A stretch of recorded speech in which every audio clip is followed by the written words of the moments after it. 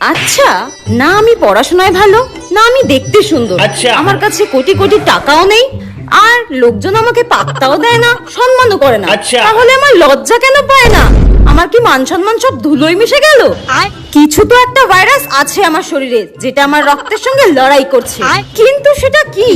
আচ্ছা, ভুল করে যদি কেউ আমার অ্যাকাউন্টে 3 কোটি টাকা ট্রান্সফার করে দেয়, তাহলে আমি ওই টাকাগুলো নিয়ে কি করব? 1 কোটি টাকা দিয়ে তো আমি একটা বাড়ি কিনবো, আর 1 কোটি টাকা দিয়ে আমি একটা গাড়ি কিনবো, আর বেঁচে যাওয়া 1 কোটি টাকাটা আমি ডোনেট করে দেবো। কিন্তু তাহলে তো আমার খরচা করার জন্য 1 টাকাও থাকবে না। একটা কাজ করব, 1 লাখ টাকা ডোনেট করব, তাহলে বাকি 99 লাখ টাকা আমি আমার খরচা করতে পারবো, একদম নিজের ইচ্ছা মতো জীবনযাপন করতে পারবো। উফ, আমার তো ভাবলেই আনন্দ হচ্ছে। একবার যদি আমি বড়লোক হয়ে যাই, তখন কি আর আমি এই মাটির কাপে চা খাবো? তখন তো আমি সোনার কাপে চা খাবো। আচ্ছা। কিন্তু আমার বড়লোক হওয়ার স্বপ্ন মনে হয় স্বপ্নই থেকে যাবে। চায়ের বদলে কবে যে বিরিয়ানি খাওয়া শুরু করবো